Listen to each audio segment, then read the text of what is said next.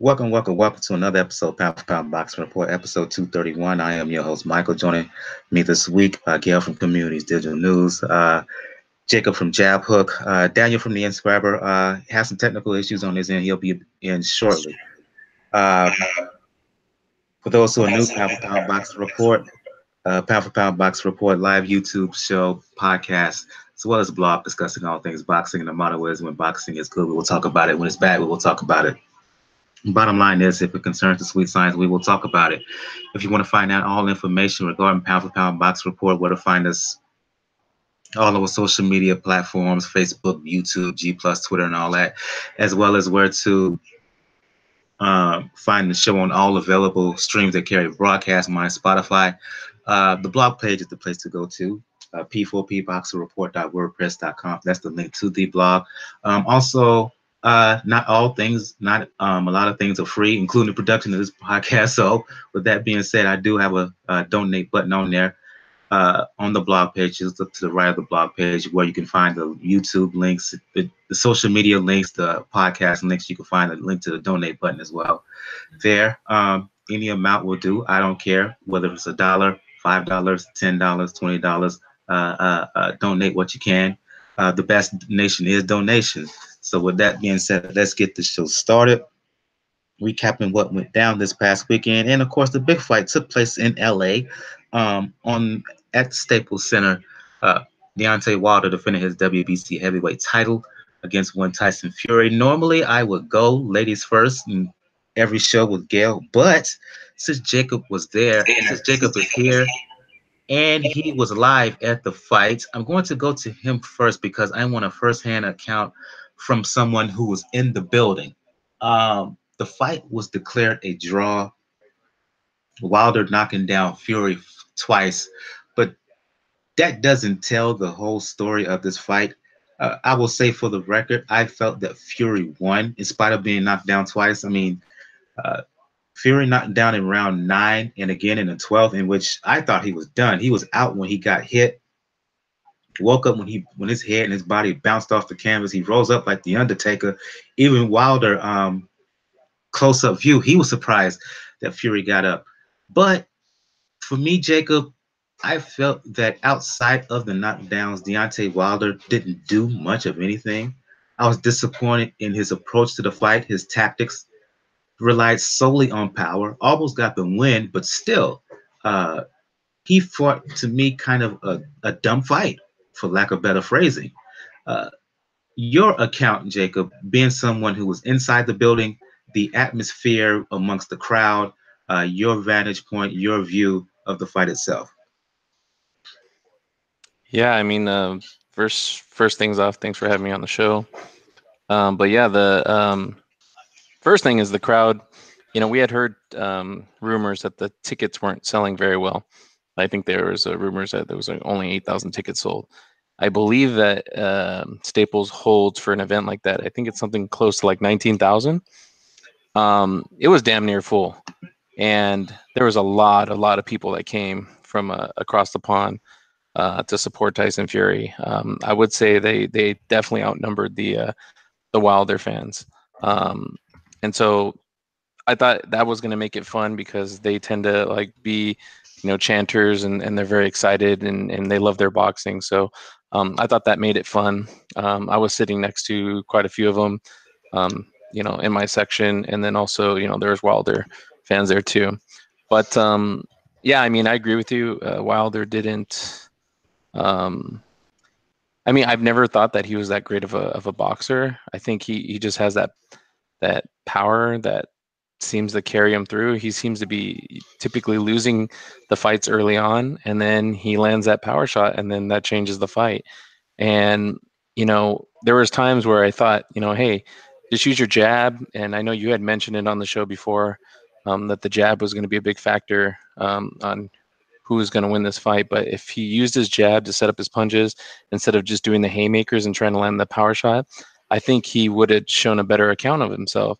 But again, that's not the fighter that I've ever really seen, or that he is. And so even in that 12th round when he had Fury down, and credit to Fury, I mean, I hate Fury. I can't stand the guy, but I got to give him credit. I mean, I thought he was out, and we were going nuts in my section. But when he rose up, I couldn't believe it. And then Wilder just came in really crazy, like just throwing these, just trying to get him out with one shot again. And actually, Fury ended up catching Wilder and hurting him because he wasn't just like trying to put hands on him and set it, just throw some like combos with like some power on it, but not like all his power. And he gets tired when he does things like that and he misses. So, overall, it was a good event. I mean, I got my money's worth. It was exciting. And I can see I had the fight either a draw or, again, I wasn't scoring as I was watching the fight live because I don't typically do that. But I could see it. I could see Wilder winning by a point. I could see the draw, and I could see people that thought Fury won. I could see all those different points. It wasn't a robbery, in my opinion. It was it was a competitive fight, and hopefully they do it again.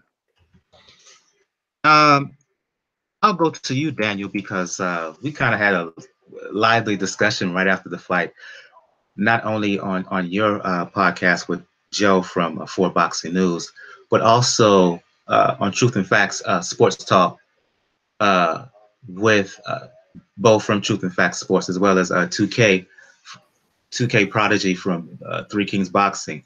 A lot of discussions went into literally the middle of the night. Having a few days to kind of down press, if you will, to digest what you saw. Your thoughts on the fight, because you kind of agree with Jacob in that you, from your viewpoint, immediately after the fight, you felt that you could see it either way: a close win for Wilder, a win for Fury. You could see scenarios where you couldn't push back against both of those thoughts. Given some days for downtime, your thoughts on the fight now? I've watched the fight again, and it hasn't changed anything. Like when I mentioned on my pod with Joe and you were on, I said it. There's a scenario to me where every scorecard that the judges gave could be justified. The only gripe I have is with the judge that gave it to Wilder, giving the first 4 rounds to Wilder. I felt like it was 2-2. You could do a 3-1 Fury. But there was a lot of moments in the fight where, for as good of a defense and footwork the Fury was doing, he wasn't doing much when it came to offense. And Wilder was at least trying to get some offense in, whether it was a little bit jab to the body.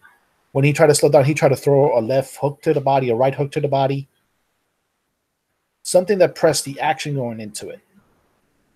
While Fury was able to evade pretty well.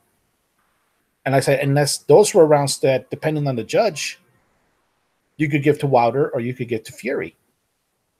Immediately after the fight, I said, this is either going to be a close Wilder victory or a wide Fury victory, depending on your style, what you're liking in. But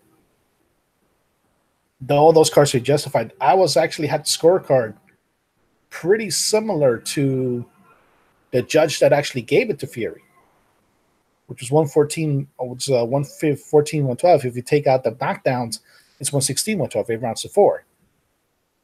Completely within the realm of reason.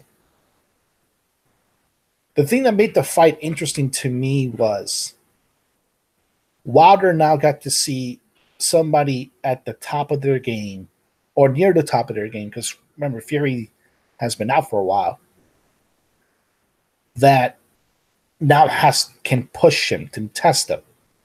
Because not only can Fury challenge him inside the ring, he can challenge him outside the ring. Fury has as much bravado as Wilder does.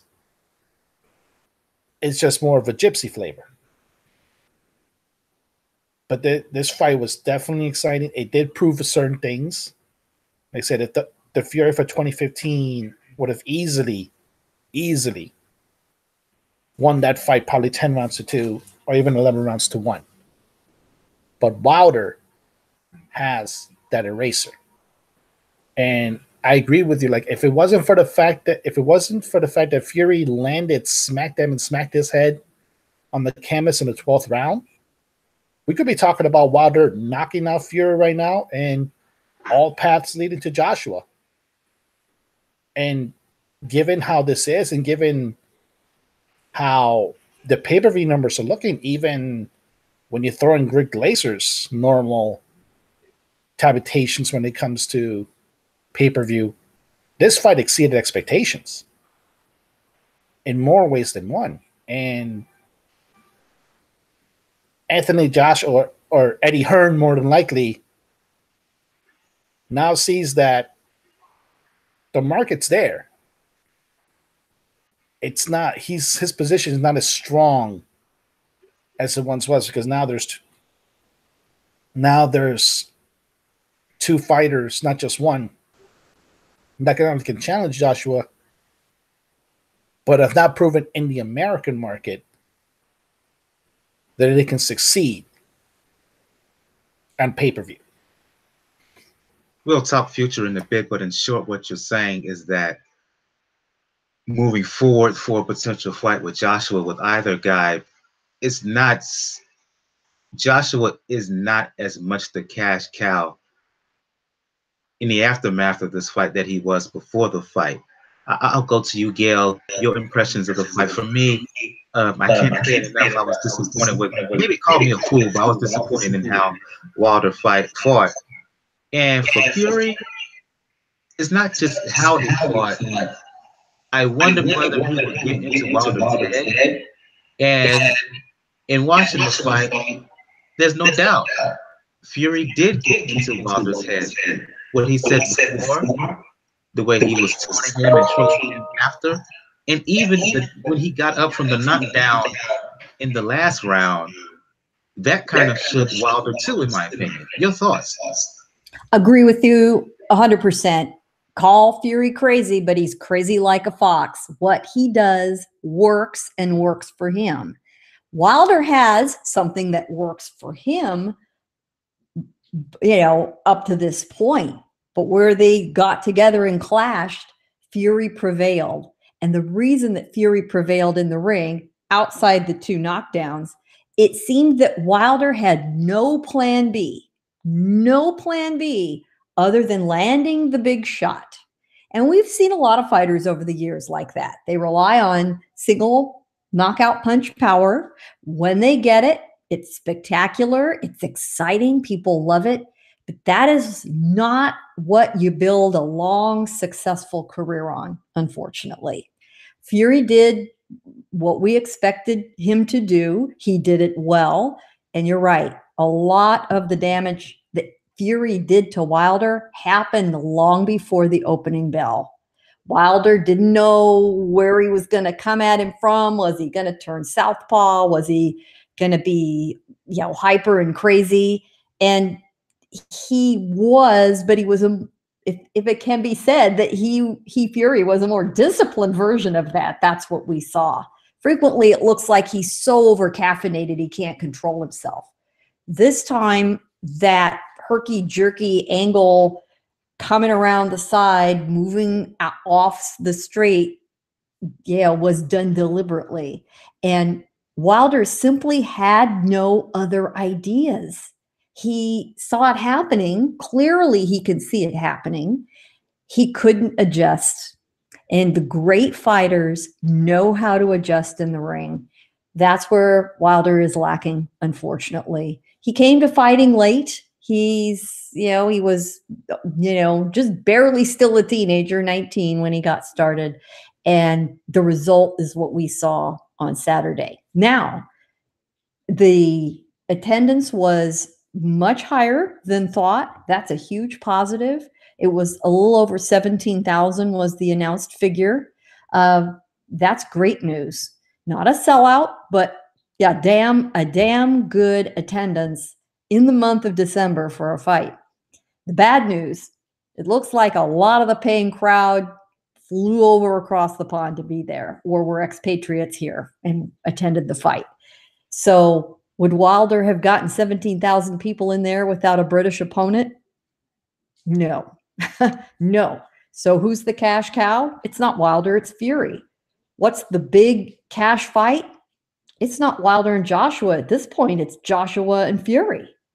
That's the big fight, but that's not going to happen right away. Just like we weren't ever going to see Joshua and Wilder necessarily right away without a clear win. We're surely headed for a rematch. And the truth is, I think that's what people want to see. I would have scored it like you, Daniel. To be Wilder, even despite the knockdowns, clearly won the fight. A draw isn't the worst thing in the world, and it gets us all teed up for another fight. And I'm sure rematch will be very entertaining, as this was. But what was somebody thinking, giving Wilder the majority of the opening rounds and scoring that fight for him? It was a ridiculous scorecard. It seems like we've always got one these days. Oh, let me clarify. Interrupt you, mind. You said you had Wilder winning the fight. No. I had Fury winning the fight. Okay. I didn't. Yeah, I hope I didn't misspeak there. No, I absolutely had Fury winning the fight. Wilder was relying on the fact that he's got that knockout punch power, and for a brief shining moment in the 12th round, he thought he'd succeeded in his game plan. Until Fury resurrected himself from the dead, caught up and finished the fight. And that's the problem when when you're relying on knockout power. A lot of the time, your opponent just doesn't want to go along with that. That's what I was saying before, though, because you just mentioned right now that he can be a career, but 40-0 is a pretty good number of fights for a career, and so he's gone this far and he's been able to get this far on that kind of one trick pony thing. And I agree with you. I don't think that he's going to, he got into the fight game late, but I don't think he's going to change. And if anything, I don't know if this was an exposure thing, but it just shows that this is the dimension of Wilder's game, is that he's just going to look for that power, and if he gets it, he has the results that he has of the win. If he doesn't, then we can have a draw or maybe a loss at some point. See, my thing was, Jacob, given what went down with the Ortiz fight and how he was in trouble, I thought he would learn something. See, for me, I can't get that first Bermain-Stavern fight in my head, in which Wilder was very disciplined and had a boxing mindset throughout. And given how he got hurt against Ortiz, he would revert back to form, if you will, to kind of what we saw from the first Stavern fight. But maybe shout out to, again, 2K and Bo. They was telling me during the chat on Truth and Fact Sports, his post-fight show following the fight, it may be a case, fellas, well, lady and gents, that Wilder is too far gone. He's too much tied to his power. Am I wrong there? Or do you think that Wilder could, again, revert back to a boxing form, particularly given how much he was just outboxed and at times embarrassed by Tyson Fury? But you're talking about one fight, Stavern, and I believe in that fight, Stavern had a big illness going into that fight. But all the fights after that, he's typically losing early on, and then he catches somebody. So that Stavern fight was a long time ago. Against Doka, he was losing, and he landed his punch. Against what's the other guy's name? He got shook in that third round of I think Molina, or I can't remember the guy's name. But to me, I haven't seen. I know people like to say that Wilder gets better with each outing, and the Ortiz win was big, but I think that was more in my mind, especially after seeing Ortiz on I'm sure we'll talk about on the undercard. In my mind, Ortiz he could have beat Wilder that night if he would have done a few things differently, but Ortiz doesn't seem to have the killer instinct that like a Wilder has when he has somebody hurt, he goes for the kill. That's fair to say, yeah. Ortiz is like, I don't know what's up with that guy. And we know, he's Cuban, and no offense to the Cubans, but we don't know how old this guy is. And he's fighting like he has all the time in the world. Oh, he's over 40. Yeah. No doubt about it. Oh yeah. But the thing about it, when it comes, like we mentioned, he may be too far gone. No, the thing with the how do you know that? How do you know he's over 40? How do you know that? What does his American documented birth certificate says? How do you know he's over 40? Bo from Truth and Facts about Sports are joining. Turn up. Bo, don't make me disclose some of the private conversations we had. But hold on, private conversations and documents are two different things. What I say and what is on paper. So how do you know he's over 40? And what's wrong with fighting like you got all the time in the world? Maybe you do. 40 is not old, according to George Foreman. Interesting. He won championships at 40, so I think there's an apology. See. Okay, I'm gonna mute my mic and I'm gonna calm my Cuban. See, I was coming on here to tip the scales. So we have two brothers and two Hispanics, but you know what? I'm gonna create my own gender today. I can't wait to see that. All right. Well, it just nothing to George Foreman, because George Foreman actually thought that Wilder won the fight, which is pretty telling when it comes to, because George was known in his day as like a power puncher. The thing about it is like we mentioned, Mike, and I had days to think about, like with the Stavern fight, Wilder shows that he can do it. He just has to be disciplined enough where it can be done. And we talked about this, I know, at length, and maybe it does, more likely it requires him moving from Mark Freeland.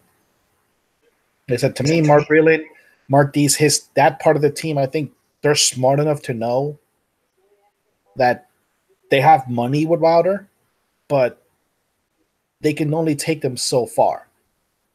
He may need like a new environment. He may need somebody that actually has a camp, like we mentioned it with, whether it's Annie Rozier, whether it's Derek James, Mr. Bashir, even guys like Joel Diaz, people that have a camp, have a group of fighters ready that are not going to let Wilder slack off.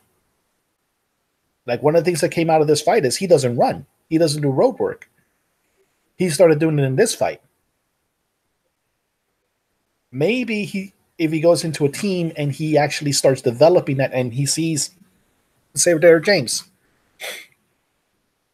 Errol Spence and Jamal are not going to let him slack off, particularly Jamal, because of how the attitude they developed. But that may be down the line when the rematch comes. Or are you saying, Daniel, that you saw a stamina issue with Wilder? I don't think we saw a stamina issue with him. I think you just see somebody who, does not have a full toolkit of skills, and once his main tools are taken away, has a really difficult time figuring out what to do. No, it's not a stamina issue, Gail. What he saw is that he got used to a certain pattern. And Mark Freeland has let him get used to that pattern. But I think that team, like his Mark D's, like I said, Mark Freeland should understand by now that, okay, you've taken as Wilder as far as you can go under your tutelage. Maybe you have to take him to somebody, like I said, I mentioned, that has a camp, that's not going to let him slack off, not let him develop his own routine. Because that camp already will have a routine, and then Wilder will have to adjust to that. No, I absolutely do agree with that. I was thinking, you really think a guy that big should be doing road work? That's not necessarily the best thing for them. But I agree. Sometimes, a trainer just runs out of ideas, and a guy just runs out of ideas, and you do need a fresh approach. Even if it's supplemental, you don't leave your current trainer entirely, but you get a new look.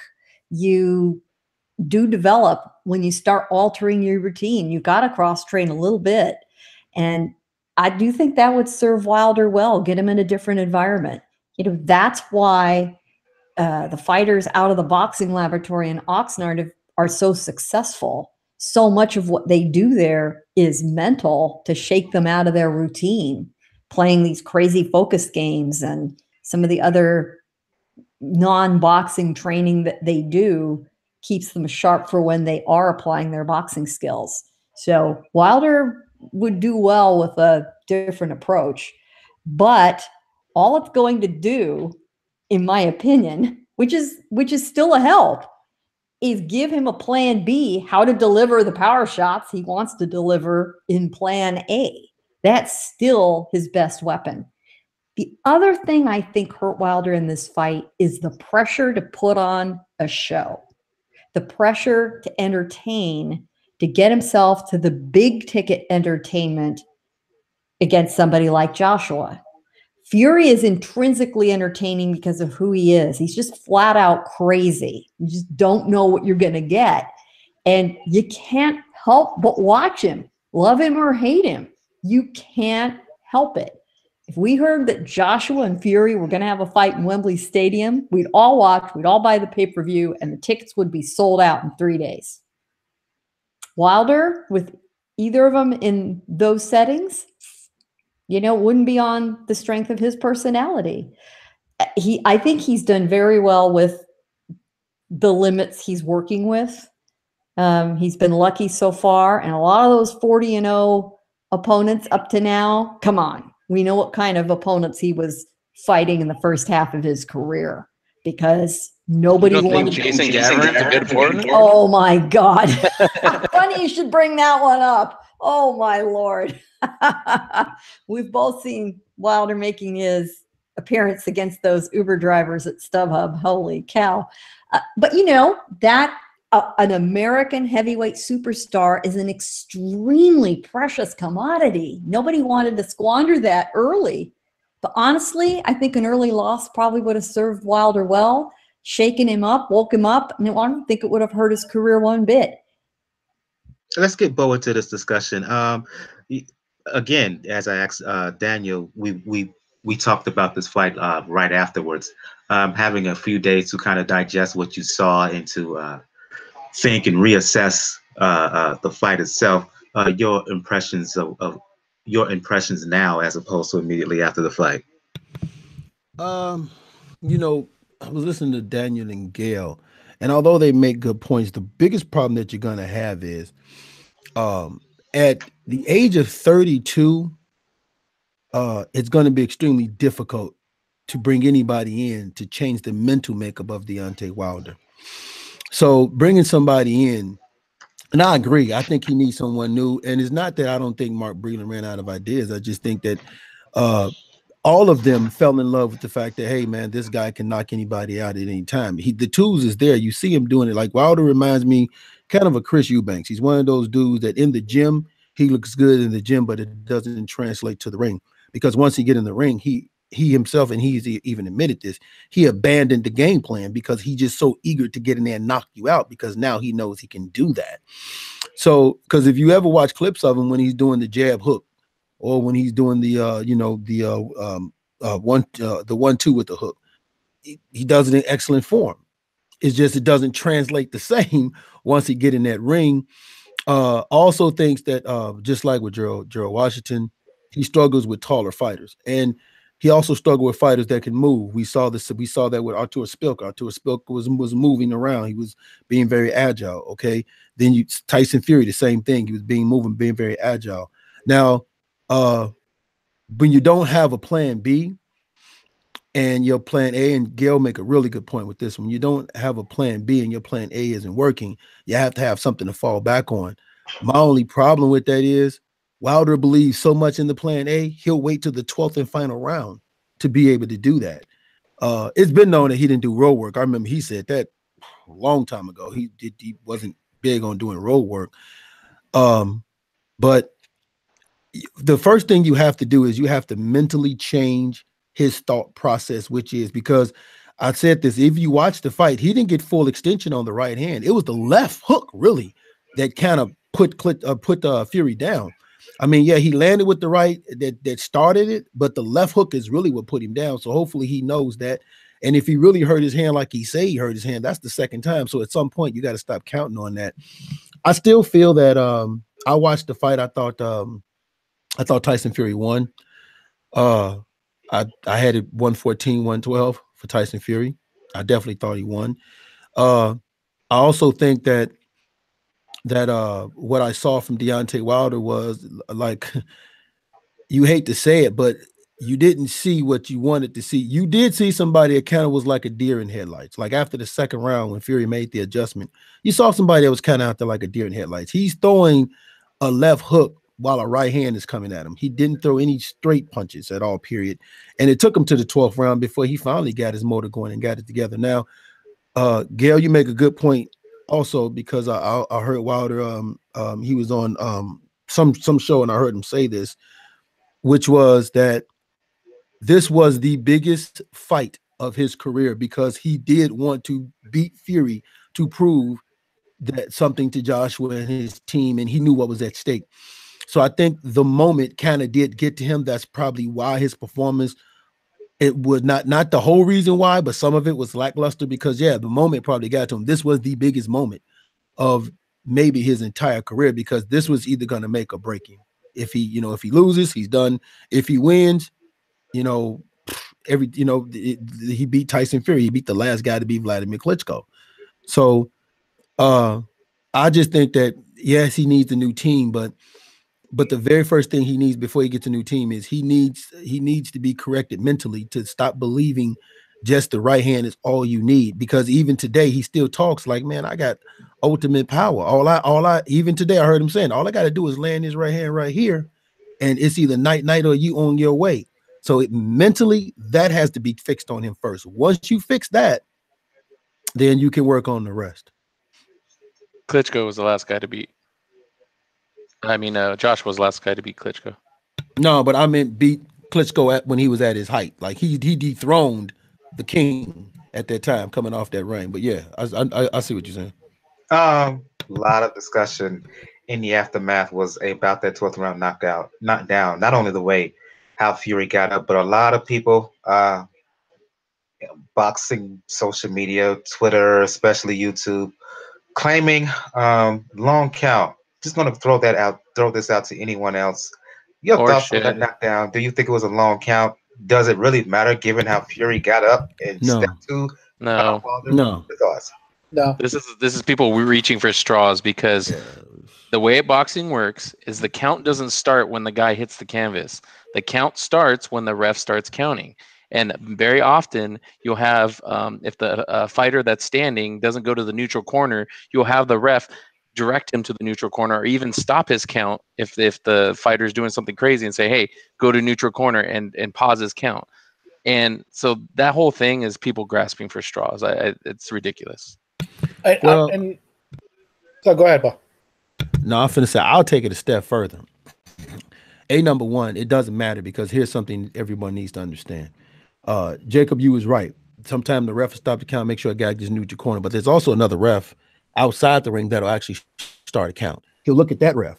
If you watch this fight, the ref starts to count at 4. As soon as he gets over Fury, he puts up 4 fingers. 4. When he gets to 6, Fury starts to get up. Slow count, fast count, or whatever. Once Tyson Fury got up, then your job is to finish him. And he didn't do that. Regardless of what we say, we can talk about a slow count, we can talk about a fast count. I don't want to hear that. Once Tyson Fury got up, then your job is to finish him. And if he would have finished him, we wouldn't be talking about this count shit. So that part of it, I just want to stop. It's grasping for straws because, again, if you watch the tape, the referee count starts at 4. Then as soon as he hit 6, Fury started getting up. So once he got up, Wilder should have finished him. He had 2 minutes to do it. He didn't. End of story.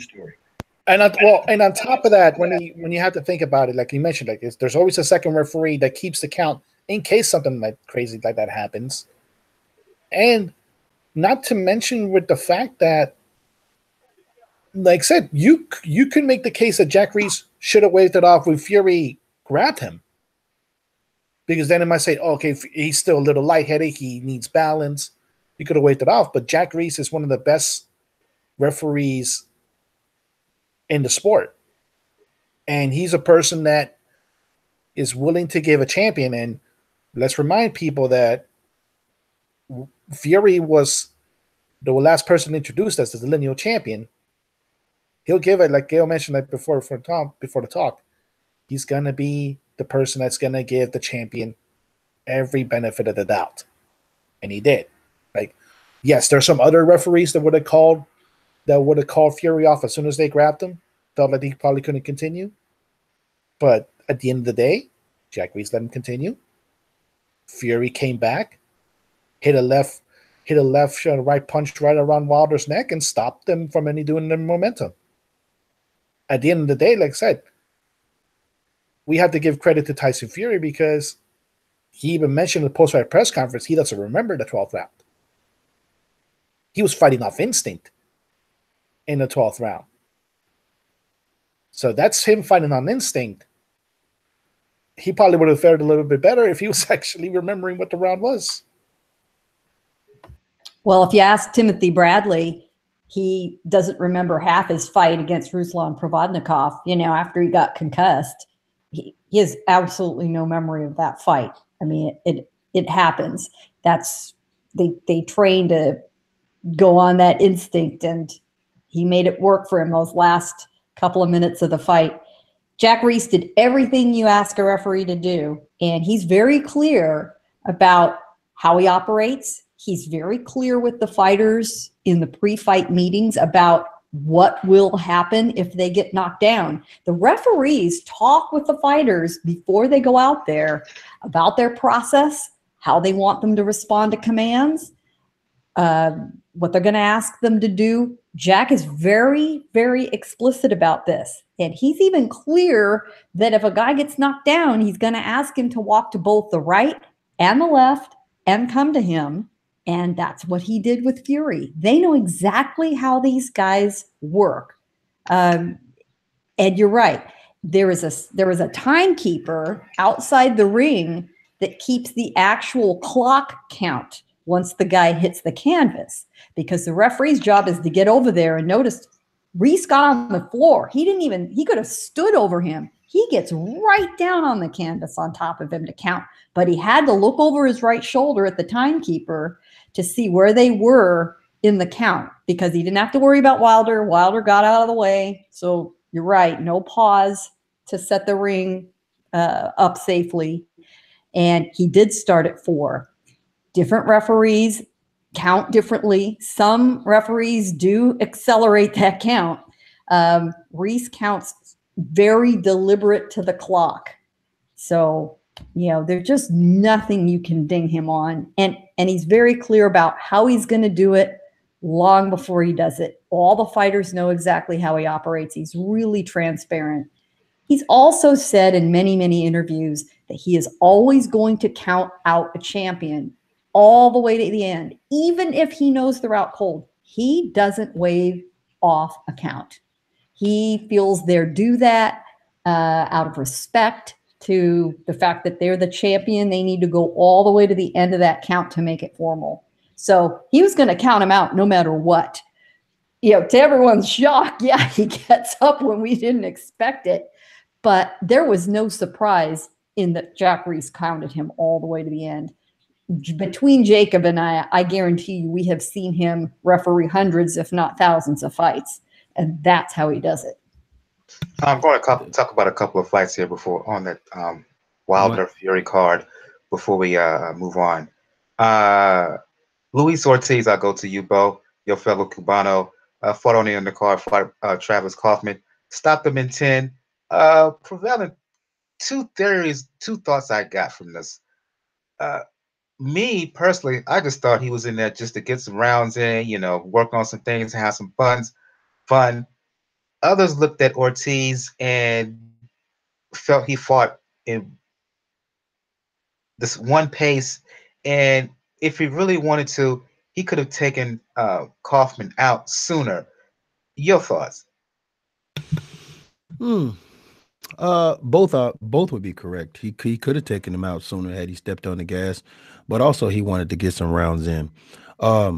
What I believe Luis Ortiz was trying to do was to show people that, I'm not completely done, and I'm not just one dimensional. I'm just not somebody that's gonna just like look to always come in and knock you out. I also have some different tools in the tool shed. I can I'm not done. I think that was the statement he was trying to make is, listen, I'm not done. If I got to go a long length of rounds to knock a guy out, I can do that.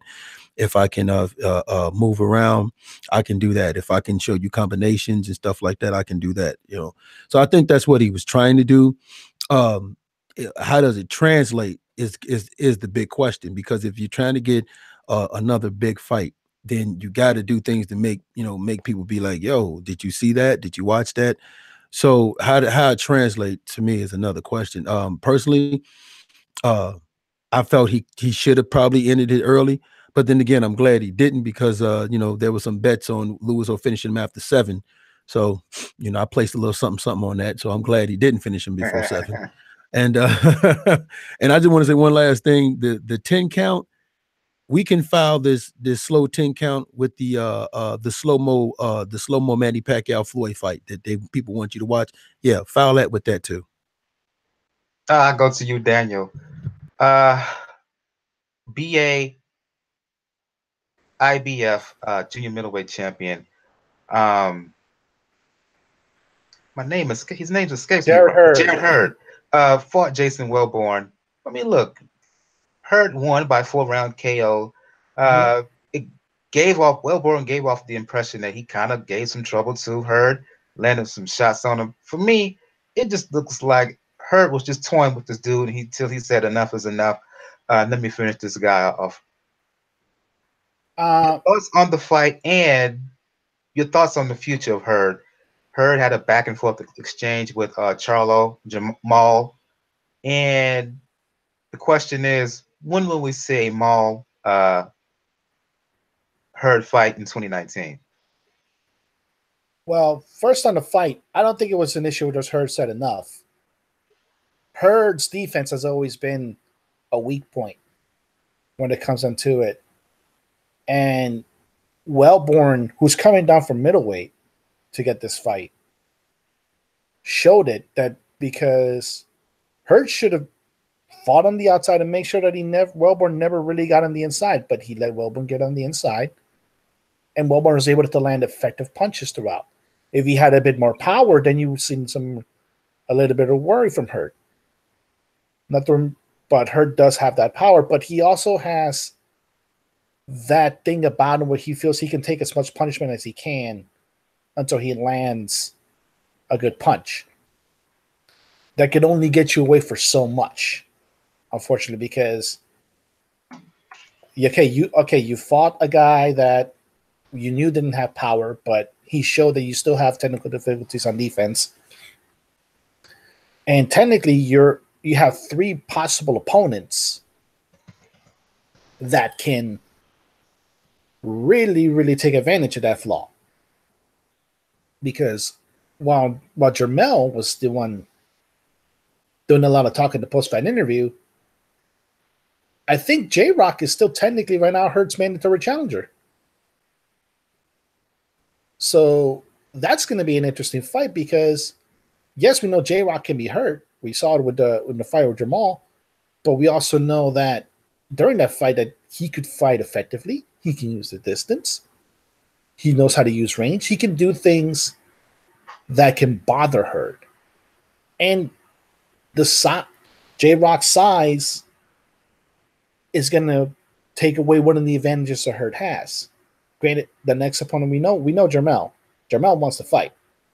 Yeah, I said Maul. I meant Mel. My bad. Yeah. Like Jermell wants to fight. So it's just got to be an aspect of when they can do it. But then there's that third opponent. And I know that opponent that Hurtport's probably trying to remind people that he could do the same thing. And that's WBO champion Jaime Munguia. Because they both pretty much are the same guy. Big, long, have a lot of power, but both have deficiencies on defense. The issue is though, is that Munguia has been extremely active for a modern boxer. I think he fought 6 times this year. And he will be fighting in January, I believe, as well. Mm-hmm. So those, like I said, those are 3 opponents that can take away what Welborn wasn't able to do with her, which is legitimately hurt him. Like, it was a good fight. It showed, like I said, it showed that Hurd can take some punishment. The problem is he going to be able to do so against people that have the power to really hurt him? I want to thank K-Izzle25, aka Miss Vicious Fox, on Twitter. She's listening to the show live on YouTube. She says in the YouTube chat, without that freakish power to bail him out, Wilder will lose most of his matches. A lot of people feel the same way. One more thing about Wilder Fury. Go back to that right quick. I want to ask everybody for this question. Future-wise, where do you think the ball will bounce? Especially with the backdrop of Eddie Hearn talking to Shelly Finkel, trying to make a fight between, supposedly, behind the scenes, trying to make a fight between Joshua and Wilder, April over in England, in Wembley. Do you think we will see a Wilder-Joshua fight finally? Or do you think we will see a Wilder rematch with Fury? And this is open for anybody who wants to comment. Oh, rematch, without question, hands down, gonna happen first. It depends on the money. It depends on the money to me, because like I mentioned it, Showtime, like, to break even, they said they needed to do 250,000 pay-per-view buys. And I think they got over 300 for this. Yeah, we know there's a guy in boxing called Richard Glaser who always lowballs pay-per-view figures, but even he said it was 278,000. So whatever way you look at it, they exceeded expectations. A rematch, especially now, because this was a fight where a lot of casuals paid attention to it. A rematch could easily double that. But if Eddie Hearn is serious about throwing a whole lot of money, it's going to depend. But I think, as much as I know Wilder wants to get after Joshua, wants to get all the belts, and there's an argument that getting the fight with Joshua makes a rematch with Fury even bigger. The man has pride. Mm-hmm. And everybody, he knows that there's a good amount of people that are asking him, that are saying to him, you lost that fight. You lost the fight. You know you lost that fight. And pride might just say, F the money. I want to beat this guy. When it comes to Fury, and they'll do it wherever. Like, Wilder has proven he'll travel wherever, because there's some people that are trying to say, oh, Wilder will never go to the UK to a fight with Fury. Like, the man was on his way to Russia to fight Povetkin.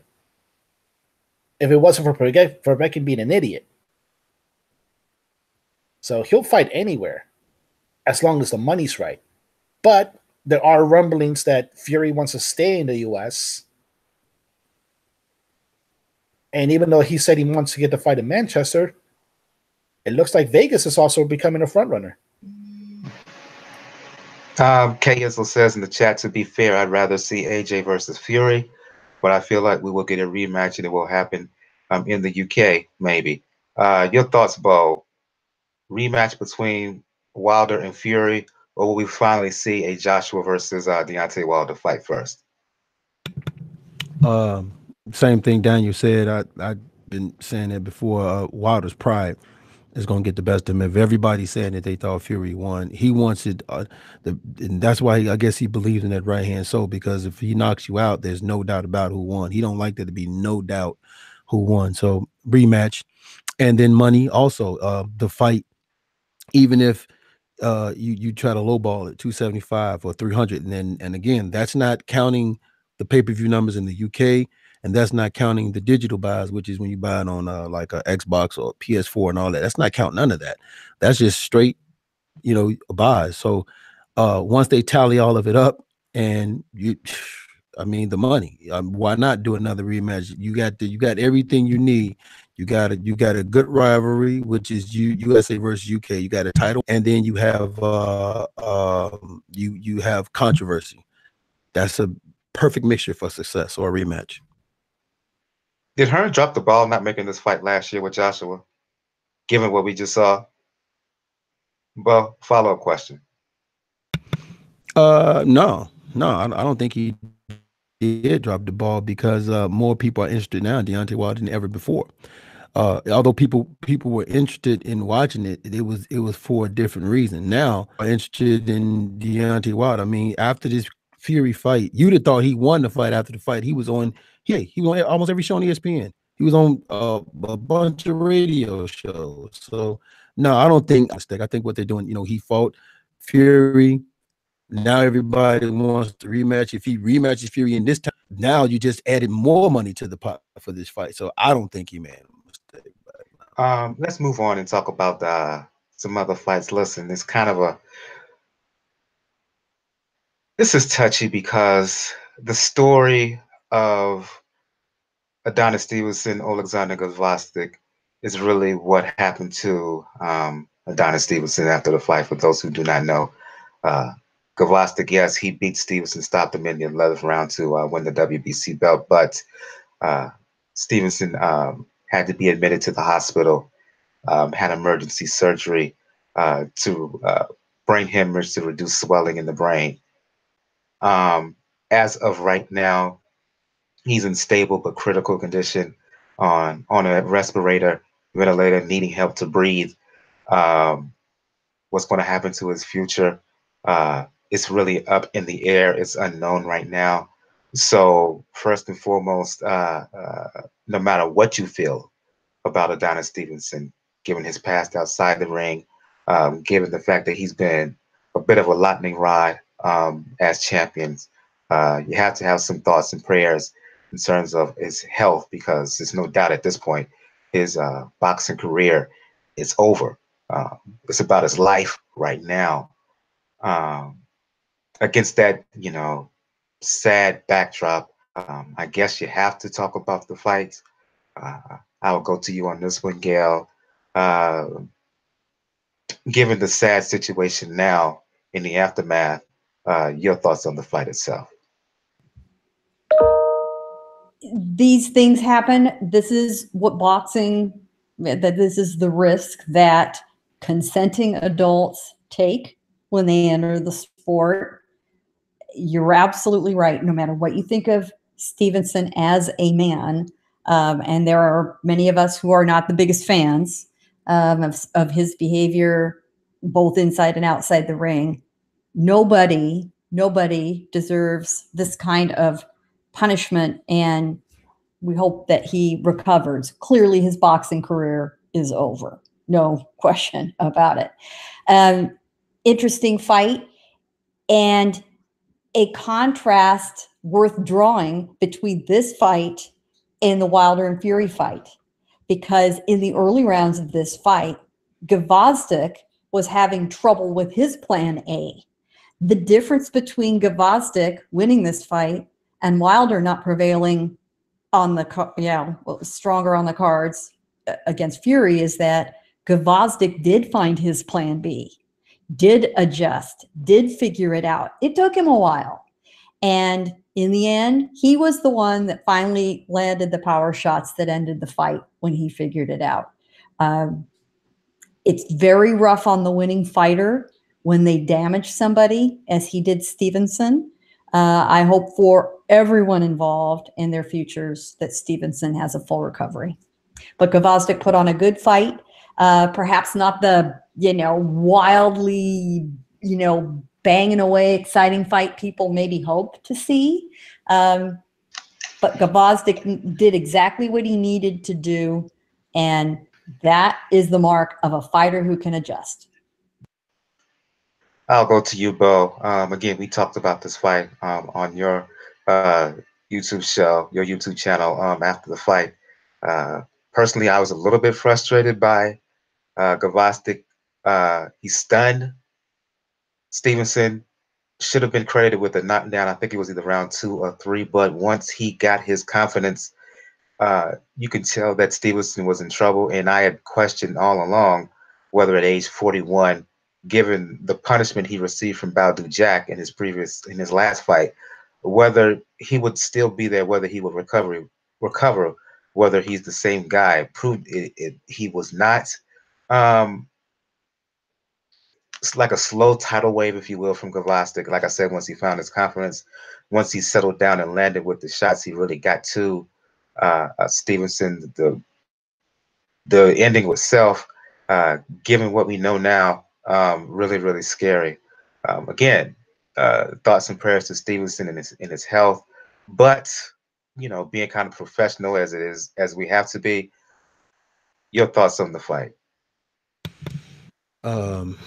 Yeah, thoughts and prayers to Adonis. Like I said, I've been in the ring before as an amateur fighter. Nothing.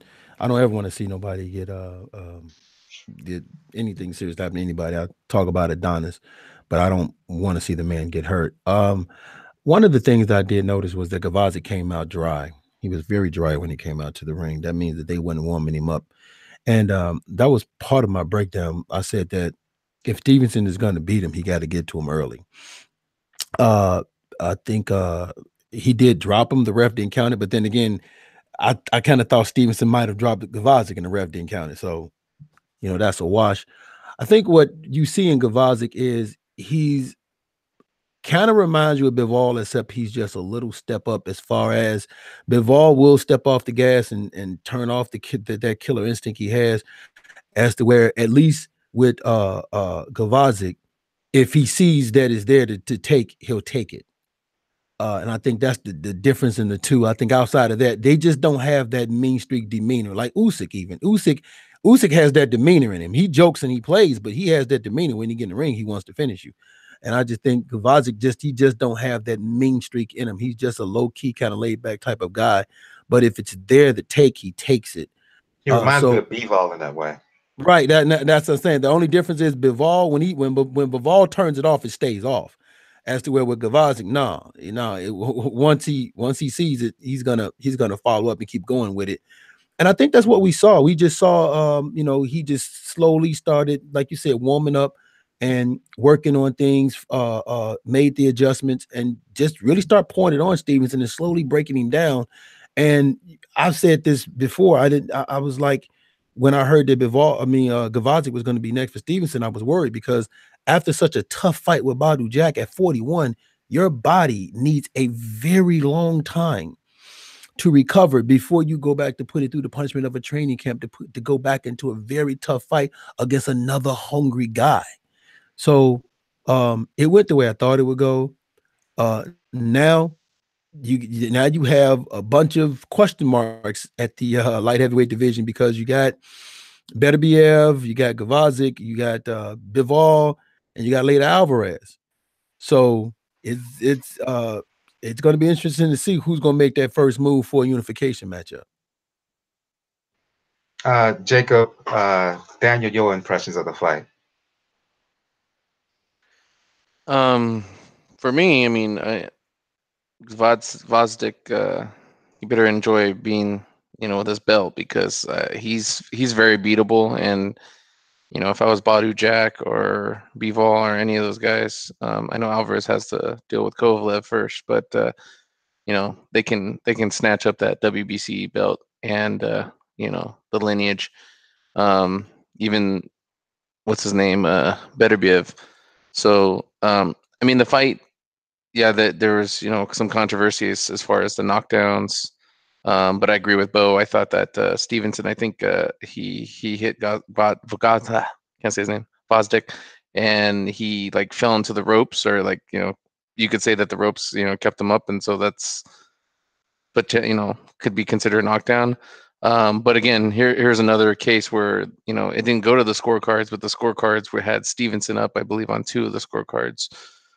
So could have been another case at the end there if Stevenson had gotten up, or maybe he didn't go down, or what have you, that he could have still had the belt. But yeah, I agree with I mean, I'm not a religious man or anything, but I don't want anything bad to happen to these guys. I mean, they go out there for our entertainment and beat each other up, and I love it, and it's my favorite thing, my favorite sport, and so you know, we don't want to see anybody get hurt, and you know, it's sad that it has to, his career has to come down this way. I mean, he for all, you know, the dislike that he's garnered and throughout his, you know, I guess controversial career, he still went out there and fought for the fans, and you hate to see, you know, somebody go out like that.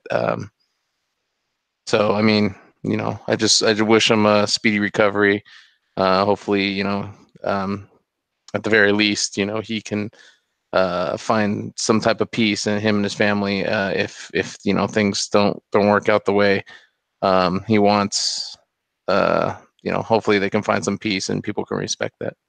Your reaction, Daniel? Well, first, I'll talk about the fight, and I'm going to talk about the condition. This was a fight where, much like Wilder, you feel like he had reliance on his right hand. Stevenson looked like he only prepared for a quick 2-round knockout victory.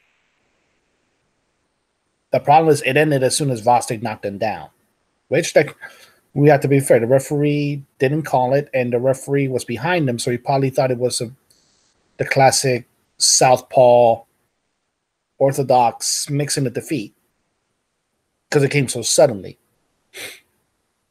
But the problem was always, you could tell that Stevenson was getting tired, and at the same time, as the rounds went on, Gvozdyk, he started landing 2-punch combinations. Then he started landing 3-punch combinations, then 4-punch combinations. And the combination that ultimately wound up winning him the fight was like either a 5 or 6-punch combination. It's true, Gvozdyk doesn't go off for the kill, but he is a person that if he sees the opportunity, he's going to take it, but he's going to take it incrementally. The problem is he has to fight to that level and that aspect to it, and it puts an interesting when it comes to the light heavyweight division, because now you have a Ukrainian, 2 Russians, and a Colombian as champion, with still a slight possibility that another Russian can take the belt from the Colombian. And we're not even going to talk about the network issues on it, because obviously Gvozdyk is with Top Rank, so he's going to be ESPN Plus. We know Berdiev is with DAZN. We know Bibble will likely be headed to ESPN Plus, or even go to NBC, because Main Events has a deal with NBC. And Alvarez might actually go the route of PBC and Fox. So we don't know how that's going to be affected, but that's, at the end of the day, that's how we look into the future. And we have to think about what the man is going through now, Adonis Stevenson, because obviously, if you read the story, if you read it in either in French or through translation, apparently he got out of the ring, he took a shower, and after the shower, he really wasn't feeling, he almost fainted. That's when they took him out on the stretcher. That's when they realized, when they got to the hospital, that it was a critical condition. They had to put him in a medically induced coma, which he still is in. Apparently he had a bad brain hemorrhage. They had surgery on it. His condition is stable but critical, but he still needs a machine to breathe for him at the moment. And yeah, for all intents and purposes, his boxing career is done. No, all intensity to it. It's over. It's over. He's not coming back from no. The question is what state will he be in physically and mentally? Should he awake? But nah, his career is done. It's done. That's what I mean. But I mean in all aspects of it. Not I mean just as a fighter, as a commentator, because one of the things that Adonis can do well, he can talk. And that may provide good things in the commentary. Like I said, for all intents and purposes, like I said, he's completely done with the sport in any capacity. That's the aspect of it. Like there's a good chance that depending on how he recovers, it won't be as bad as Magomed, but pretty close. Yeah, so again, whatever you think about it, Stevenson, good or bad, positive or negative, that goes out the window right now. He just became a father. His girlfriend gave birth last month, I believe, and that's what you should really care about at this point. So yeah, again, from everyone here at the Pound for Pound Box Report, as well as the boxing community at large, want to give thoughts and prayers to one Adonis Stevenson. Going to some news here. First, we're going to talk about Gennady Golovkin and the bidding war with him, but in the private show chat, Daniel, one more comment from KSL25 going back to Wilder Fury. She says that Wilder loses the rematch to Fury because Fury will box even smarter, and he knows that he can take Wilder's power. That's what a lot of people feel. So again, thanks KSL25 for listening live and commenting in the live YouTube chat.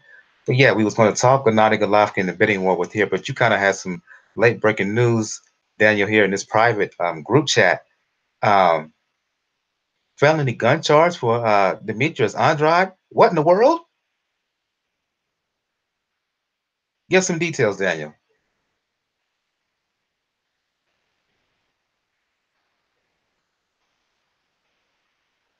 Think, Daniel, you're muted. Can anyone else provide some details on this? Oh, wait a minute. Okay, I'm sorry. Billy Joe Sanders planted it. Well, it is in Rhode Island, so you never know. There's enough Irish people, but yeah, he was arrested today in Providence, Rhode Island, with a Glock 19 that was inside his Louis Vuitton bag. And obviously, Rhode Island is a state that has very, very strict gun laws.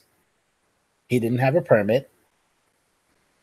So now he's arrested. He is probably he's probably gonna have a felony charge, but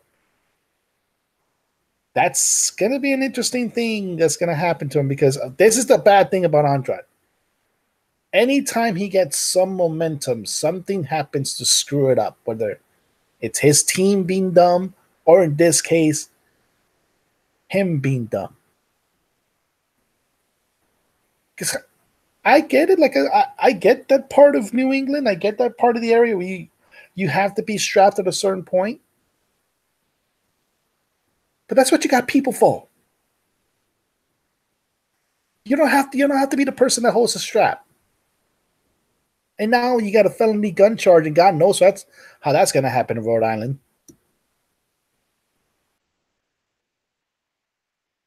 Yeah, like I said, this is just late breaking news. I saw something about on Boxing Scene just a few minutes ago. Just going to open it up for everybody here on the show.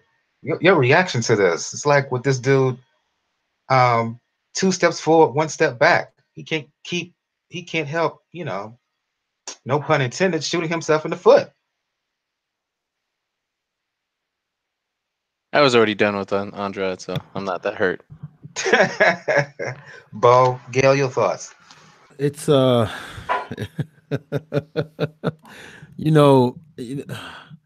problem that you have is a lot of times, and I can almost bet you one of the reasons why he probably was carrying it, which is what most athletes say. They feel that they're a target because of their money and their fame and everything like that. But to Daniel's point, that's what you got peoples for, and stop being in areas where you need that. I mean, outside of you getting robbed, you get robbed. Okay, you're a professional fighter. Whatever they take from you, you can get back. But your career takes a hit now. Now you've just become the WBO middleweight champion. Like Daniel said, you just starting to get some momentum. We actually posted a video where he was giving away turkeys in the neighborhood, doing some good for the community. And now this happens. So it's going to be interesting to see what comes of this, you know, but it's definitely not a good look. And it's luckily he didn't have a fight coming up, but it just seems that Andrade can't catch a break. He supposed to fight Billy Joe. That fell through. So you fought for a vacant title. You know, you didn't get Lauda like you wanted him. Now you're a champion and you're just about to get into the mix, and then this happened. So people can find reasons to exclude you from the party again. So let's just see what happens, man. You know what? It's called hire a bodyguard. Seriously, you know, Floyd didn't ever go anywhere. He felt threatened without two really big hulking dudes around him, and he never had a problem. Now, yeah, he's got some more money, but why don't these guys hire somebody to keep people away from them if they really are concerned? This, to me, falls in exactly the same category as these guys getting popped for drunk driving when they could hire a friggin' driver at a fraction of the cost to their wallet and their career. It's ridiculous. Bad judgment. Well, in this part of the Northeast, part of it, I think you can blame 50 Cent because what? Well, this is the one of the things about it that came off with a lot of people that are famous in the Northeast. In the beef that he had with like his old protege Game, it came out that a lot of his bodyguards were off-duty NYPD. Ever since then, a lot of people out here are hesitant to get bodyguards because the bravado in the streets just taken off because you got bodyguards, those are off-duty cops. We know, so we can't really mess with you because you have off-duty cops. Either way, you don't need to have bodyguards. You need to have people. That's why I said it doesn't have to be professional. It just has to be your boy. Adonis Hassan had a boy when he got caught with weed. Come on. well, yeah. I mean, if we decided to do a show about the stupidity of some of these guys, you know, we'd all need to take restroom breaks. It would go on so long. So it happens. But you would think some of these guys would get decent advice from somebody around them to say, listen, you're going to risk your entire livelihood for a few seconds of foolishness like this. I have very little sympathy when they get popped for doing something this stupid. And I agree with Gail 100%. I don't have any sympathy. You just hate to see it because it's always something with Andrade. Every time you think, okay, he's going to break through, boom, he doesn't take this fight. Okay, he's going to break through, boom, he fights for a WBO champion. He fights for a regular title instead of the super title. Okay, he's going to break through, boom, he doesn't get Billy Joe Saunders. And now this. It's always something. So I agree with Gil. I have no sympathy when you do something like this because outside of hiring a bodyguard, like I say, just don't go there. I'm from the west side of Chicago, right? When I go to the west side, I go exactly where I need to go, which is visit my mom and sister, go in their house, go in their house. Once I'm done, come out the house, get in my car, and I leave the west side of Chicago. I'm not gonna just, if you don't want to go there, just don't go where you think you need a gun or don't have one on you because whether you are target or not, that brief moment is gonna cost you millions of dollars, and it's just not worth it. This is never going to stop, though. I mean, we've seen this with you know, music celebrities, movie celebrities, sports celebrities. You know, these guys, you know, and they're grown adults, so I can't blame 50 Cent. I mean, I don't mean like in the blame. I mean the stigma that surrounds in that area. And this part of the Northeast is caused a little bit of a stir with some people, but they're still grown-ups. I agree with you. Yeah. They're still grown-ups. And I mean, how many behind the music has there been where, you know, like, you know, don't get into drugs, don't get into guns, don't get into, you know, all these different things. But, you know, at the end of the day, it's just history repeating itself. You know, these people are just certain people that don't listen to anything because they think that they're untouchable. They think that they're not going to be the one that gets caught. They think that they're not the one that's anything's going to happen to. And so, you know, that comes along with that, you know, that I guess celebrityism. You know, there's always going to be that large group of them that, you know, don't get their own hookers or don't, you know, get their own drugs or don't get their own guns. And, you know, to us, it makes sense. You know, I agree with you. I mean, just you have all these people that are hanging on to you. Just hire them to do all your dirty work for you. You know, like why do you need to be involved? But, you know, they can't help it. If you don't learn from history, you're doomed to repeat it. Yep. Given all these athletes and being in situations similar, Andrade should have learned. Apparently, he was driving in a Mercedes when this happened, and he had the gun in the Louis Vuitton bag. Yeah. If you have the money to drive around in a Mercedes and to afford a Louis Vuitton bag, you can have the money to hire someone to you have the money to get the license to have a gun if you're going to have it. B, if you're not going to do that, hire somebody to have security, have someone have the gun instead of you having the gun. Or even better, just don't be there.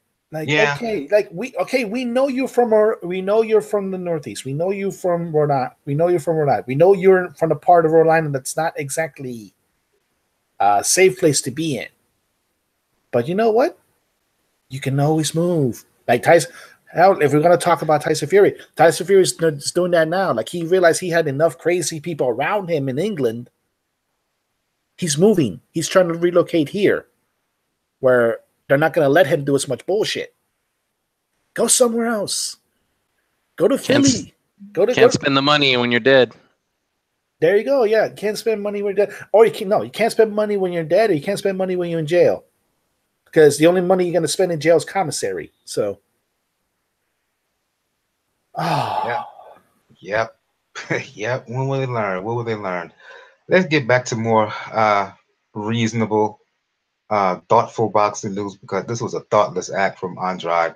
The bidding war for Gennady Golovkin, former middleweight champion, is still on. Golovkin is supposed to announce, from what I'm understanding, what direction he's going to go in terms of television at the beginning of 2019, at the beginning of the year. However, there's a bidding there. Both Top Rank and DAZN are both interested in signing Golovkin to a deal. I go to you, Bo. Simply put, where do you think Golovkin will go? And let me just say before you answer that question, thanks to me, myself, and I, he's also in the YouTube chat. He says if Andrade wants to carry a gun, why didn't he simply buy an application? Why didn't he simply apply for a gun license? But I agree with that, me, myself, and I. But back to the question at hand, to the subject at hand. Triple G, DAZN, Top Rank, where do you think he'll end up? You know, that's very interesting because remember, he also met with Al Heyman at PBC. I think for Golovkin at this point, it's about it's about the money. The problem with going with PBC is if you go with PBC, although they do got fighters in middleweight, but they got a lot of these young, hungry fighters that, you know, Abel Sanchez has made clear he's not eager about fighting. And you're not going to make you're not going to make a Canelo Alvarez payday fighting these guys either. So you have that. With DAZN, you have a good chance of maybe getting that Canelo 3 fight, which is the fight that I think Golovkin wants. So you have a chance of getting that Canelo 3 fight. We would have probably mentioned Andrade, but we can't. We don't know about that now, or even maybe a possibility of trying to get that fighting some Callum Smith or some of the super other guys, Callum Smith, George Groves up at super middleweight. So you have that, and then of course Top Rank. Now Top Rank is interesting because the only option I can see you doing with Top Rank would be because Top Rank is on ESPN. So they would be able to not just give you the money, but they would also give you a platform where more people can see you and probably give you some good, decent fights with a good, decent payday to where you don't, because, you know, Golovkin's 34. He's, 34 going on 35. So he's not a spring chicken. He's probably got about a good 2, maybe 3 years left maximum. So if you go to Top Rank, they can give you, a good, decent amount of money and give you some opponents that will be not as risque as fighting, you know, like a Charlo or like an Andrade or anything like that. And they can probably maybe even lower Billy Joe Saunders over there to there. So it's going to be, for me, it's going to be interesting for Golovkin because it depends on what Golovkin is looking for.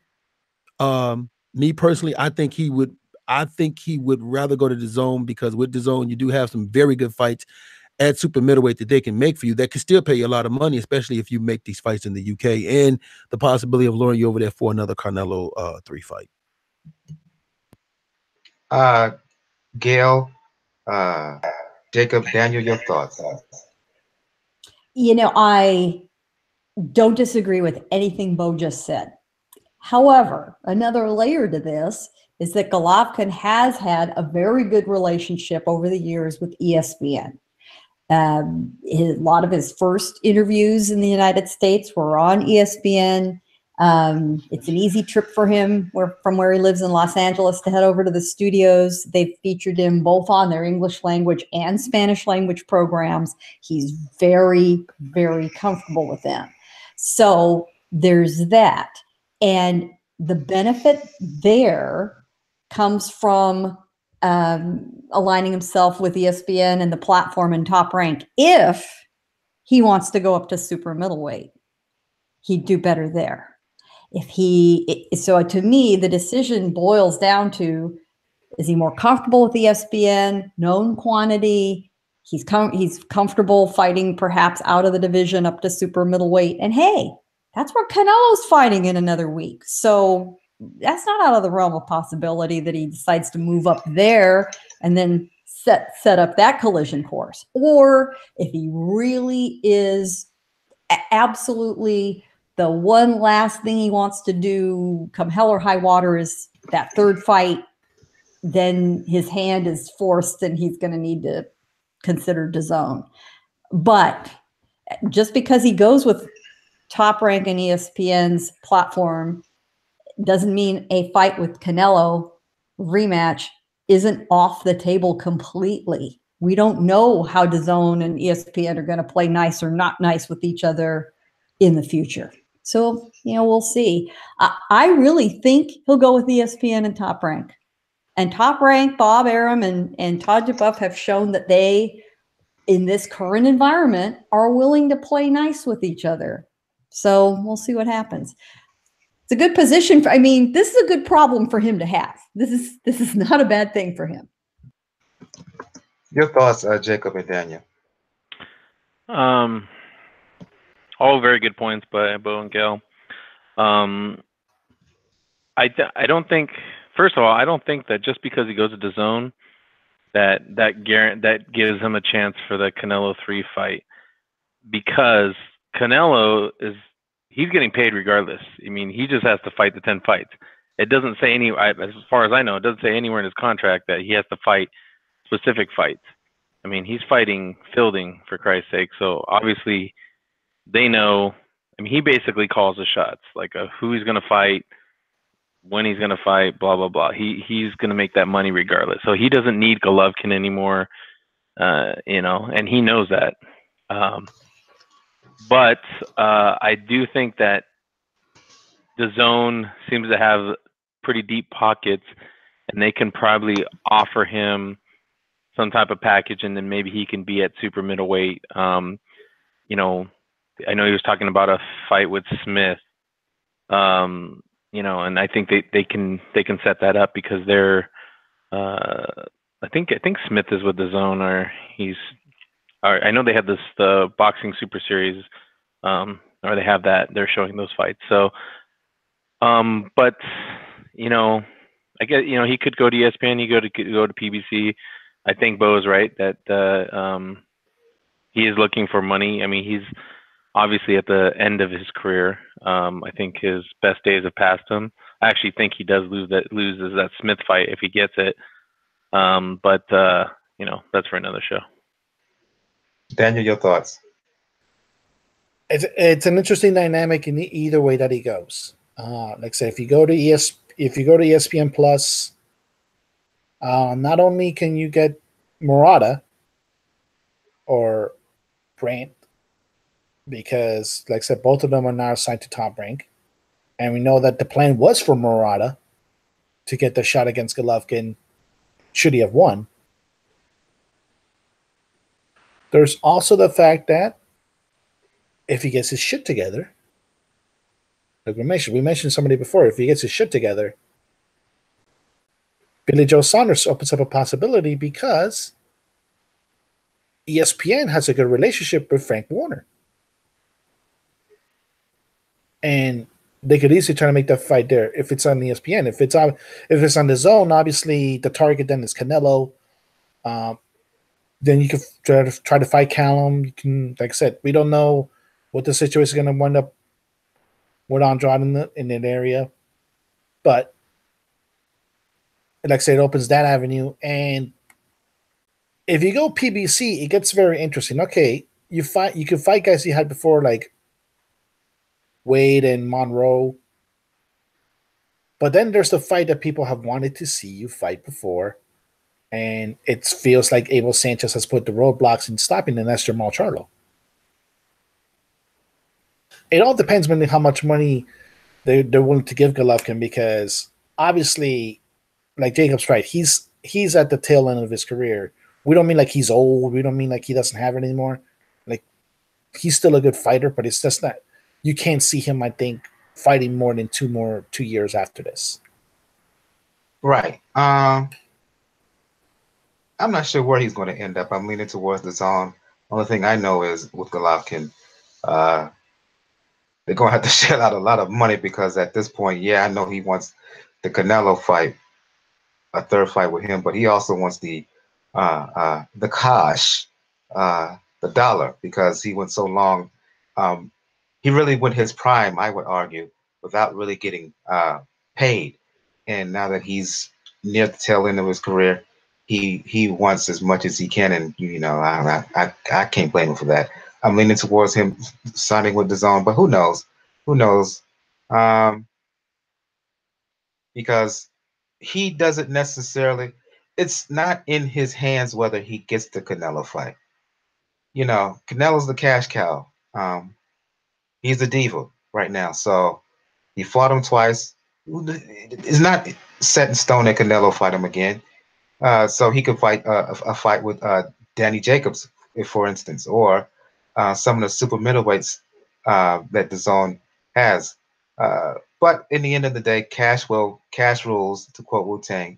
And I think that DAZN will put up the sufficient amount of cash for them to sign one Gennady Golovkin. Let's move on to some fights that's happening this weekend. Most notably, the final boxing card on HBO. Interesting thing here, Gail, is that there are 3 fights set, but 2 of the fights on that final HBO card feature women boxers. The main event, of course, being Cecilia Braekhus fighting a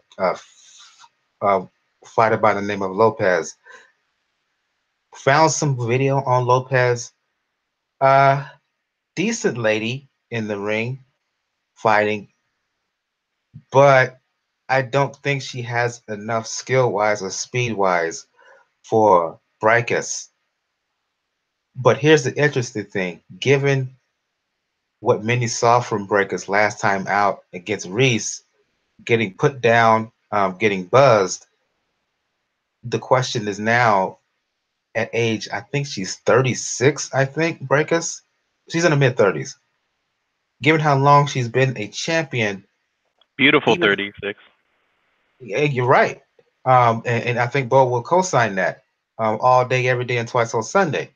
At her age, given how long she's been champion, Gail, some are questioning how much does she have left. Oh, you have to question. You could truthfully question any fighter over 30. When are they going to be too old? When is age going to show? And we've seen, it's a cliche of boxing. You see fighters get old overnight. We've seen that, unfortunately, far too many times. Braekhus is in a very similar situation to Golovkin in that she's fought well, hard, been a great champion in her early days, but didn't get the money to show for it. Now she's in the position to earn some real paychecks as she comes to the end of her career. Golovkin's been pretty candid that he thinks he's got maybe 5 or 6 fights left in him. Braekhus is right there too. So she's putting herself in the right position to get a few good, visible money fights to spread her name to where it should have been all along. The public is just now catching up. So good for her. Good for Loeffler for standing behind her. Good for HBO for deciding, this is the way they're going to go out. Much respect for that. So she is fighting in the main event. This is a Polish-born fighter who now lives in the United States, who's had a decent career. She has had title fights. She's won one of them, which made her a mandatory for the WBC Super Welterweight Championship title. At the time, she lost it. Nevertheless, she's a worthy challenger. She's not the female equivalent of a cab driver or a pizza boy by any chance. But make no mistake, Braekhus should win this fight. It should not be a tremendous challenge for her. I'll go to you, bro. Since like I said, you think very highly of one Cecilia Braekhus, and I'm not just talking in terms of her talent in the ring. Your thoughts on his fight with on her fight with Lopez? Hold on 1 minute. Let me make sure the door is locked. Yeah, you don't want a certain lady of the house to hear. Yeah, my daughter. Cecilia Braekhus, the most beautiful woman in all of combat sports. Gail made a very good assessment. How much does she have left? Because in that fight, she had got knocked down. In the previous fight, she got knocked down once, and I almost got knocked down twice. So that was a tough fight, but that was somebody that was coming down. I think, like you said, the thing with Cecilia is Gail, you're right. She is starting to make probably more money than she was making in the early part of her career. And her name is starting to get out there more because now she's being on bigger platforms now. So that can be enticing to somebody when you fought your whole career, and now it's starting to come in the later parts of your career. So that can be kind of enticing. So how much she has left, I honestly don't know. I think this fight will tell her. If she struggles in this fight with this type of challenger, I think Cecilia is one of those people who's smart enough, and she did very, she seems to have done very good with her money and things like that, with her advertising. I think she's one of those women that are just smart enough to know, okay, this might be it, or I'm gonna have to ease up and not fight so much, because I think this year alone she's fought like what? She probably fought more than most men holding titles right about now. So yeah, I don't think she's in danger, so to speak, in this fight. I think the opponent she's fighting is a worthy opponent. I think Cecilia still has the experience. I think she has enough in the tank to beat this one. But later on down the line, because now she's being looked at, they're talking about, there's some challengers out there that they're looking at her fight. And there even was talks about maybe doing a catch weight with Claressa Shields or some of these other top women at 154 pounds. So at 36 years old, how much is left? And I just don't want nobody to hurt that beauty. Don't let them take your old Cecilia, but don't let them take your beauty, baby. Don't let them. Daniel Jacobs, any thoughts on this fight? You're beautiful too, Gail. You're beautiful too. I don't want to leave you out. I'm just laughing I'm thinking to myself, what if I said that? Like, oh, please don't mess up that beautiful face, AJ. Don't mess that face up. Now, this is an interesting fight. This is pretty much, she's trying to do a do-over when it comes to like introducing herself to like the wide American audience, because obviously like her first fight on HBO was in that quickly put together card that they had to put for Triple G after the whole Canelo fiasco, and she didn't exactly put in a good performance. She got knocked down in that fight. So looking up in the opponent, doesn't look like she's going to have much trouble with this opponent. The problem is, Bo, she may get hurt down the line because... Don't you speak that kind of blasphemy. Cállate. Don't speak that kind of blasphemy on this show. I got to keep it real. I got to keep it 100, man. You know, I got to keep it 100. And keep it 100 is admitting that, you know what? There's another woman on that card that may be aiming for that spot. And she might go down to 154 to get it. And that's actually an interesting thing about this card. It is the final card for HBO for the foreseeable future. And interesting enough, like I said, you're going to have two of the best women fighters in that card. I'm just saying. Quick thoughts, Jacob. I think he dropped. Okay, Jacob, I think he dropped. So I'll go on. The lady that you mentioned who may possibly go down to seek a potential fight with Cecilia Braekhus is one Claressa Shields, current middleweight title holder, fighting a current WBO super middleweight champion in Fenton Hermans. I'm gonna need some help here in terms of this fight because I know Hermans is a champion at 168 coming down to fight Claressa Shields for her middleweight titles.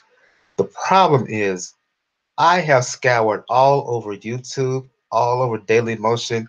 I have not been able to find one single fight of Hermans. So I'm going to need some help from someone breaking down this fight because I have no footage of Hermans. I need help, y'all. Anyone? There are a few things we know about Hermans. She is from Belgium, which is, you know, not exactly known as a boxing powerhouse, folks. She's fought the majority of her fights in Belgium. That's why we don't have any video on her. According to her record, however, she is not a knockout artist by any means, not a power puncher. Her opposition to this point has been very limited. Her one and only title fight was for the vacant, at the time, WBO women's super middleweight title, and she took it off Nikki Adler earlier this year. So she has been making hay defending that title. She won that title in May, and she's already defended it twice. This will be her third defense and her fifth fight this year. So good on her for that. She's only had 57 total rounds in her professional career. Shields has already had 51. So this is an opponent made to order for Shields. This is Shields' first appearance and last on HBO. You know, it's sort of an interesting position for her to be in, first and last. She's the opener of the TV telecast on Saturday. So good for HBO for adding her to the Braekhus card. It makes sense to put them together. They're arguably two of the biggest names in women's boxing. I'd say you'd add those two plus Katie Taylor and Michaela Meyer, and you pretty much got the royalty right there for who's running women's boxing right now. And so the Southern California crowd is very used to seeing women's professionals. We've seen a lot of Mexican fighters there from the women's ranks. So they should be very well received in person by the StubHub audience. Daniel, Bo, do you have any information on one Hermans? Because again, I haven't been able to find anything in terms of actual fights. Not even on my Russian Connect. Like there was a place I found that almost had any fight you can imagine. I couldn't find anything. Like within the hour I looked. But this is an opponent, yeah, like I agree to get a minute to order in a sense, because this wasn't the fight Claressa she was supposed to have next. We know the fight that she wanted next was Christina Hammer. And Hammer got ill, I think. Something happened to where she's not fighting them. She's not going to be able to fight until March. So Claressa did the smart thing is she didn't let a camp go to waste. She got back in, she stayed busy in the ring, keeping herself fresh, not waiting for Hammer to get better in order to restart a camp. And that's really good when it comes to Claressa. She has to get the rounds in. It'll get her to an audience that, granted, that specific audience may not see her again. But if she does a good performance, all those streaming sources that we talked about, Triple G, they may come calling for Claressa as well, because we know women's boxing is going to be becoming very, very prevalent very soon. Because overall, women's movement in this country, whether it's MMA, whether it's, like, say, other sport, basketball, boxing, even like theater, pro wrestling, like, that's coming up. And like, so it's best to get in with somebody that's going to be young and, that's going to provide eyeballs. And yeah, I don't expect much from this fight as far as like any challenge to Shields. I do expect, though, that she will once again call out, mention Christina Hammer. And if, like say we mentioned, if Braekhus doesn't look as good as we think she could, maybe we will see her run. Up, because we know Claressa Shields. She will provide entertainment post-fight interview. She's done it before. I'm going to go to the middle bout. Shields is going to open this HBO card. Braekhus is going to be the main event, but Francisco Estrada is fighting on the middle bout, replacing Roman Gonzalez, who had to pull out during injury, fighting a guy by the name of Victor Mendez. Going to you, Bo. I'm going to say it right now.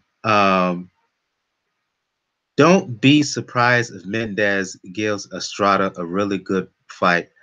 I wouldn't be absolutely shocked if Mendez pulls off the upset over Estrada. I've seen Mendez fight. He's a really skilled guy, and he is the significantly larger guy. This dude has been fighting his last few fights at featherweight. Very good resume if you look it up. Estrada didn't look that great to me in his last fight. This is kind of last-minute fill-in. I'm just saying, if Mendez is in shape, I think he's going to give Estrada a real battle here. It's very, very interesting you say that, Mike, because go to Three Kings Boxing. I actually wrote the article, so I know what you're talking about when you talk about Mendez's resume. The problem that I can see happening is how much time Mendez had and how much weight he had to cut to make weight for this fight. So that's going to be a key factor, because Estrada is a very good body puncher. Now, you are right. Mendez has some skill, and Mendez has some experience. So this is going to be an interesting bout, in my honest opinion. I think Mendez will give him some issues, but I think eventually Estrada will pull it out, because I think Estrada does have the better ring IQ, and I just think overall Estrada's work rate is just going to be a little bit better. But I can definitely see some early issues. I think this will be one of those bouts that'll be a surprising bout that everybody look at and be like, whoa, that was a good fight that I wasn't expecting to be a good fight. So I like this matchup, actually. And then because if what Estrada essentially wants to do is he wants to get that rematch with Vasyl. He wants to rematch him. So, and Mendez is that type of opponent that if you can get a victory against him or look somewhat decent against him, they would have to consider you for that matchup. So I'm highly excited about it, and I agree with you 100%. I wouldn't be shocked if Mendez winds up winning this fight, but I think Estrada wins simply because the work rate, the ring IQ, and then I'm just curious, like you say, he's a big featherweight. So how much weight and how much time did he have to cut that weight to make it could play a factor going into the second half of the fight. Daniel, Yale, quick thoughts on this fight.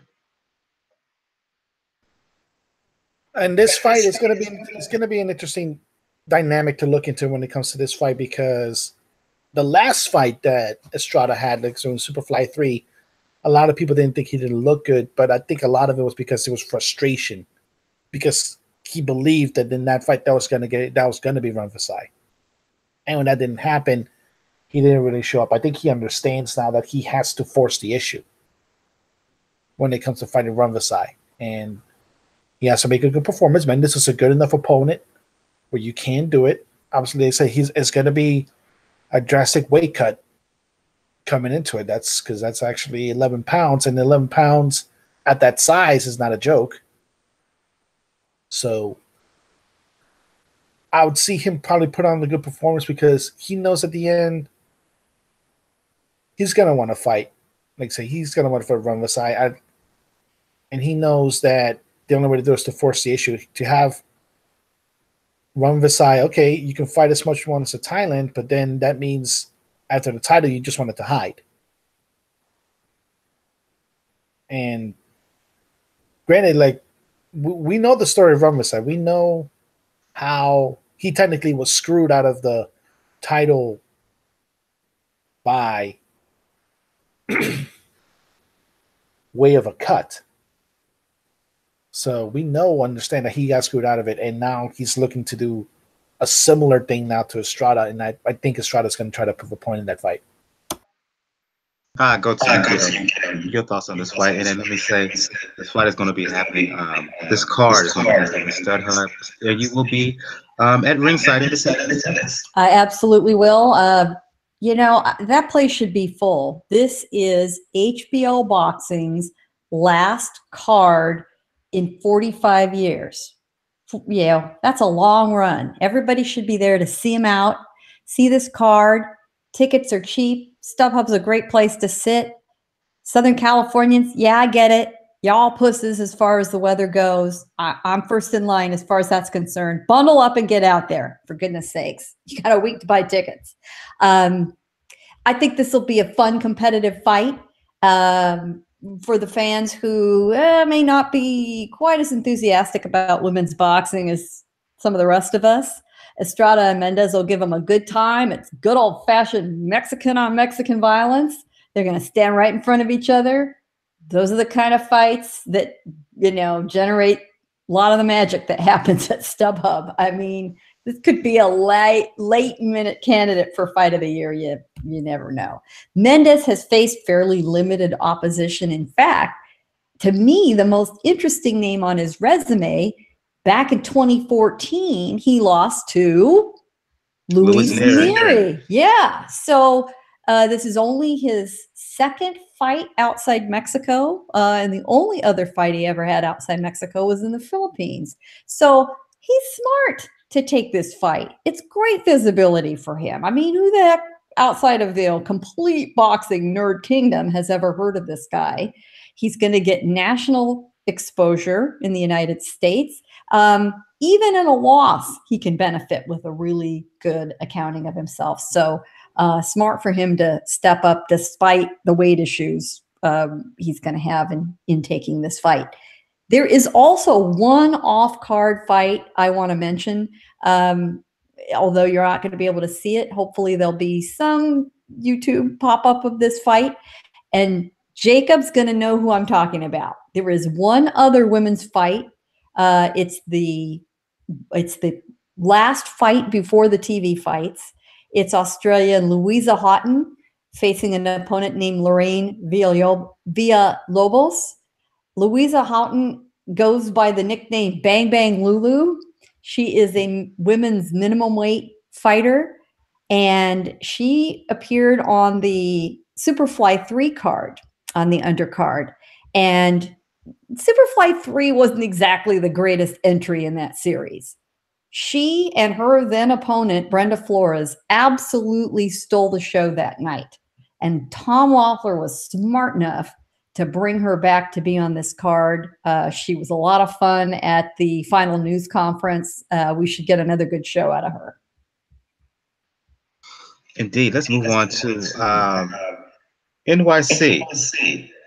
ESPN card happening at the Little Garden, I believe it is. Going to start with the main event, going back to you. No, I'll go to you, Daniel. Vasyl Lomachenko coming off of shoulder surgery last time out, defeated Linares to win the WBA belt, fighting Jose Pedraza, who in his last bout beat Beltran for the WBO title. So it's a unification bout at 135 pounds. Listen, even though it is a unification bout, I think Loma is the clear favorite. If this was anybody else at lightweight, I give Pedraza a better chance, but we're talking Loma here. A lot of folks' choice is #1 pound for pound fighter in the world. I just think Loma's going to make easy work of this guy. Your thoughts? He is the clear favorite, but the main thing that could probably undo a lot of it is Pedraza's not a fighter has the normal formula you see in a normal Loma opponent. He normally, the way Top Rank had put him in, they have put him with opponents who always like to come forward and try to bring the fight to him, and he's used his angles, his footwork, his defense to set up his offense in that aspect, and has made people look bad. Pedraza is more of a technician. Like I said, he's similar in more ways to Linares as far as being a technician and a come forward fighter. The problem is, though, Pedraza is not known to have a lot of power. Now, granted, we've seen Lomachenko go down the first time, obviously with Linares with a straight right. And we know Pedraza can fight southpaw if he wants to. The problem is going to be, though, I don't think he has the footwork necessary to not only get to Loma, but evade his counters. Because that's how Loma gets you half the time. You get in, he pivots away, and then he counters right away. And then he frustrates you because you're trying to reset. Because then if you're trying to reset, he may try to back you down. He does that little standard thing where he paws your hand out of the guard and then tries to land a combination. So there's a reason why he's the favorite, even with shoulder surgery. And this is going to be an interesting fight to see, because as far as what the crowd's going to be, we know obviously in New York City, there's a lot of Eastern European, a lot of Ukrainian immigrants that do show a lot of support for their fighters. We also know there's a whole lot of Puerto Ricans in New York City. And Pedraza is trying to make a case, along with a lot of other European fighters like Machado, to try to make the case to say, like, I have the mantle as the next great Puerto Rican fighter. And this is his best chance as any for Pedraza to do it. I just don't think he really has everything that he needs to get it done. I can understand why Daniel tried to make the comparison with Linares. Problem is, for me, Bo, I don't think he's on the level of Linares. In terms of what he brings as a fighter skill-wise, I know Rigo is the smaller guy, but Rigo has, from a skills department, he has more skills than Pedraza. And I don't think Pedraza has the sufficient power that would really trouble Loma. You put that all together with Loma and his hand speed, the way he's able to use his feet to set guys up, either to miss or to set guys up for Loma to land his own shots. Again,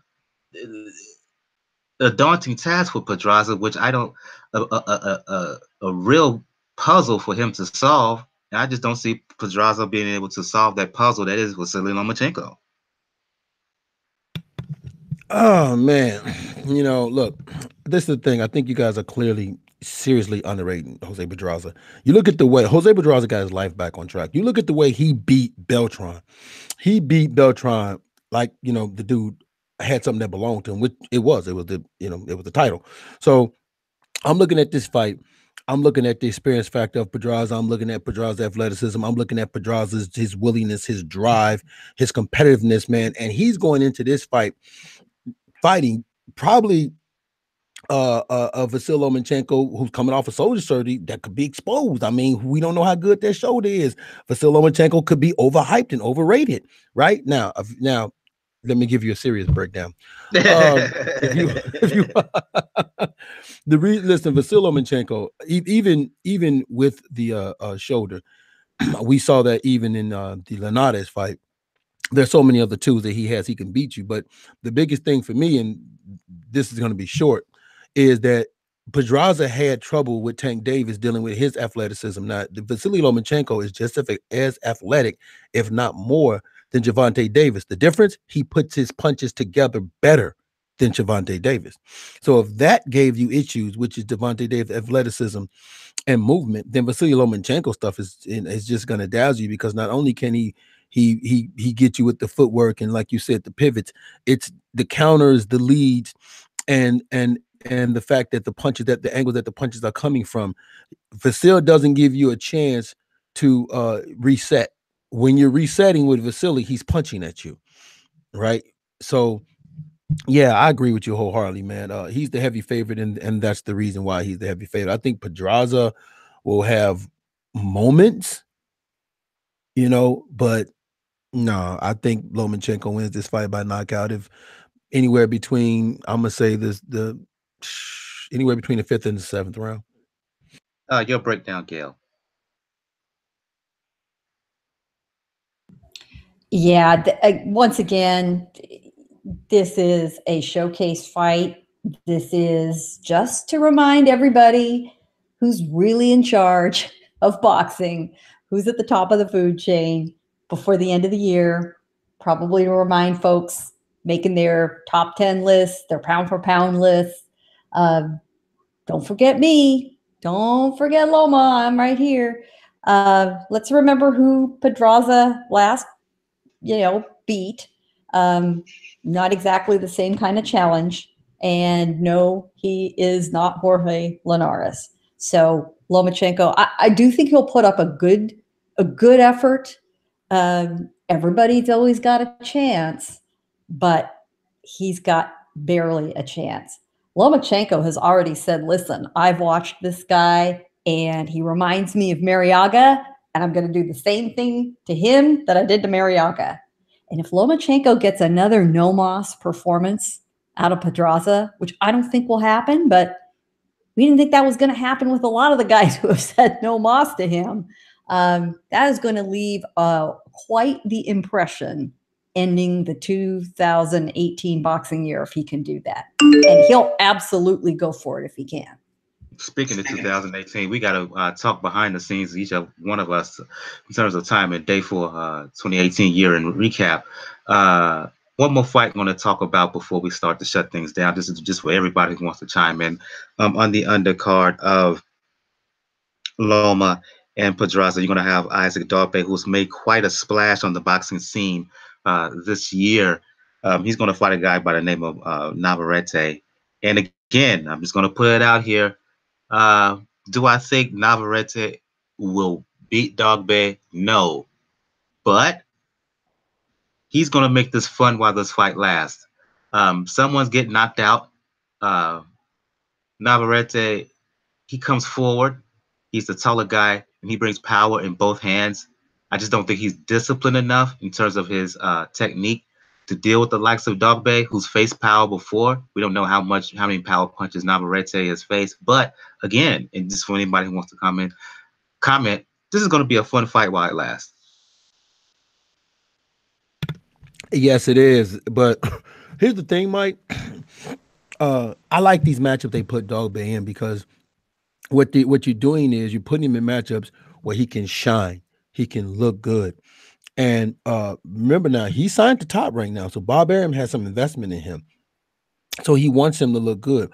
I think Navarrete, like you said, his style is perfect for a guy like Dogboe, so Dogboe won't have to chase him all around the ring. So it'll be another one of those exciting knockouts. And he's building Dogboe that way. When there's a unification matchup, Jesse Magdaleno officially has gone up to 126. And his body just can't do it no more. So that rematch is not going to happen. So now you have to start building Dogboe. And I think the opponent he had last time, this kind of opponents, they're tough, they're durable, but they're tailor-made for Dogboe style, which is, just get all up in your chest, go to your body. And in the last fight, we saw a different wrinkle from Dogboe, which is he's starting to grow into being a champion. So when he had his man Hurd, he didn't right away jump on and attack him. He he let the knockout come to him, and he worked the knockout. He worked finishing the guy instead of just trying to jump on him. He worked it. So we're starting to see some maturity. He's starting to grow into being the champion, and this is just one of those fights that's, you know, good at building him, and, you know, possibly, like I said, leading to a unification matchup while building him up at the same time. I like it. I'll go to you, Gail. Like I said, Bo's basically positioning this as a showcase fight with Dogboe. I kind of agree with him, but it's going to be a fun showcase fight because Navarrette, he comes forward, he fights balls to the walls, and he tries to bring power with every punch. You know, we have to repeat a phrase that a lot of us like to use on this show. I don't hate it. I don't hate it. There is nothing wrong with a showcase fight. Showcase fights are frequently entertaining as hell. I mean, that's the reason they're a showcase. And not all showcase fights are just complete blowouts. Not all competitive fights go to the end either. So it'll be fun to watch. Once again, Top Rank proves how smart they are in putting cards together. Here are two of their big names, two of their biggest entertainers in the sport, two of the best guys on their roster, and they're not going to let any of us go out of 2018 without a little reminder of who they are and what they're about. So it'll be a lot of fun to watch. Is Lopez, Teofimo Lopez on the undercard of this too? Yes, he is. Yes, he is also on this card. I mean, this is a damn entertaining card. And if the little theater, the Hulu theater, isn't full, shame on the people in New York for not getting out to see this card. Your thoughts, Daniel? Well, this is going to be a very, very fun fight because, yeah, this is a fight that's going to make all of Dogboe's strengths coming into it. And, yeah, you lost the Magdaleno rematch, but guess what? 122 starting to heat up. Danny Roman just remember Danny Roman just called out Ray Vargas. And that fight looks to be closer to happening. Dogboe wants to get into that too. So you keep him busy. You make him look good. You have him put into situations where he will look exceptional. And it's in a division where it looks to be completely open. So that is going to be a very entertaining fight. I don't know how packed it's going to be in the beginning because while I'm looking at the weather report, it's not going to snow, but it's going to be really, really cold. And we don't know how the security situation is going to be in the city because, unfortunately, right now, it's been crazy because apparently there's a bomb threat on CNN. Yeah. And they just evacuated the place. So whenever that happens in New York City, you see for a week really, really high security. And when you combine that with the fact that the train services are going to be majorly delayed, and they're still doing construction. Yet I won't fault New Yorkers for not showing up completely in that area, but it better be filled. It better be filled for at least for the main event because this card is a really, really good one. And like I said, this fight could have easily actually, if Bob wanted to push it, he really could have gotten it in the big room because like I said, the main events between an Eastern European, a Ukrainian, and a Puerto Rican, two big populations in New York City right now. And to Bo's point, yeah, Teofimo Lopez, really promising lightweight prospect. He's going to fight on this card as well. So, yeah, it should be a fun card. It's going to be not on the ESPN Plus app. It's actually going to be on ESPN at the Little Garden in NYC. And as Daniel noted, yeah, it is kind of breaking news. CNN offices in New York City has been evacuated due to a bomb threat, another bomb threat, or another threat to the CNN offices. So, yeah, that's a sad and unfortunate situation. Then we're going to shut the show down on that note. If you like what you heard this evening, please hit that like button on YouTube for those who are listening, checking us out live on YouTube.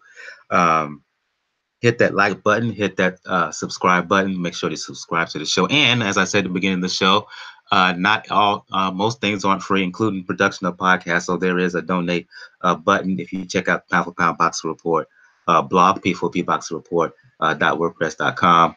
So yeah, you can make donation be the next make donation be the next best nation. I don't care how much you donate. Just if you have a little bit of extra change in your pocket, you know, if you from shopping during the holidays, shoot us a couple of coins over at Pound for Pound Boxing Report. So really appreciate that. Going to go around the panel here. Starting with ladies first. Gail from Communities Digital News. For those who want to talk the sweet science, for those who want to talk Dancing with the Stars, Game of Thrones, small business advice, let the folks know where they can find you. Well, first of all, if you are out at StubHub this Saturday, come shout at me in the media section. I'll be the person in like 50 layers of clothes because I'm freezing my ass off, that kind of thing. But once you dig out, love to say hello to you. Otherwise, you can find my regular column on Communities Digital News, which is COM, C-O-M-M, Digi, D-I-G-I News, comdiginews.com. And on Twitter, I'm PR Pro San Diego, and you can always get me in a conversation. Want to thank Jacob who joined us earlier on the show. You can check him out on Twitter, JRATM23. He's co-founder, senior editor over at Jab Hook Boxing. That is jabhookboxing.com. You can also check out his work on the Wrong Real podcast. He's a movie buff, so if you check out the Wrong Real podcast on iTunes and on SoundCloud, you can check him out there. He's he's there a lot on that particular podcast. Going to you, Daniel, for those who want to talk the sweet science, for those who want to talk the NBA, especially when it comes to the Miami Heat, let the folks know where they can find you. Yes, folks, you can find me on Twitter, Ruckus99. I think tomorrow night I'm going to be able to do the show with Joe Festival Boxing News. I know you were there. We did a quick reaction to just Wilder Fury, but we're going to focus on, obviously, the rest of the fights coming into it this week. And obviously, we're going to take a long look at HBO when it comes into it because, like I mentioned, this is their last card in the foreseeable future for a long while. So there's a lot of memories, and they're going to do a lot of things. So they're going to do a video package. I think they're going to have Larry Merchant back in here for the last time. So it's a melancholy moment for the sport. Indeed. And I might be available to join you, you and Francis and Joe from 4 Boxing. I'll let you know. Want to thank K Izzo, who watched and listened on the live YouTube show. K Izzo, aka Miss Fisher's Fox. Check her out if you're into gaming. Check out her gaming channel on Twitch, Miss Fisher's Fox. If you're into gaming, she plays games on there all the time. Really good fun gaming channel on Twitch. And you reach out and comment to her. If you act like you got some sense, she'll comment back. Good interaction there. Also want to thank me, myself, and I, who also joined us in the chat. Thank K Izzo and me, myself, and I for their commentary.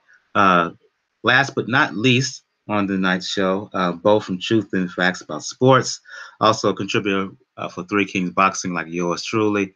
For those who want to talk boxing, for those who are into the apps, let them know about the apps, a couple apps that you have developed.